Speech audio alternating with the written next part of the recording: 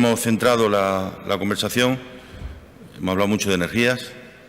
Ya le he hecho saber que en estos momentos, a fecha de hoy, tenemos expedientes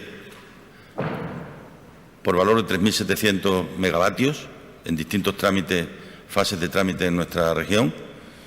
Casi 4.000 megavatios. Recuerdo que cada reactor de Almaraz tiene 1.000 megavatios instalados de potencia.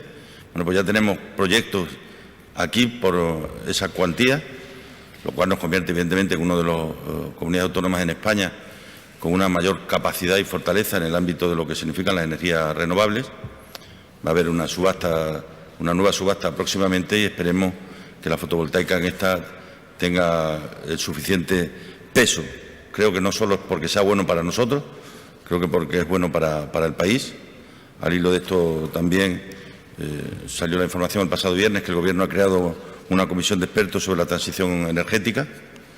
Pidió que de alguna manera pudiera estar las comunidades autónomas o algunas comunidades autónomas representando al conjunto presentes también en este ámbito. Y me parece que el país como país tiene que abordar todo lo que significa la lucha contra el cambio climático en cuestiones que tienen o deben tener el carácter legislativo.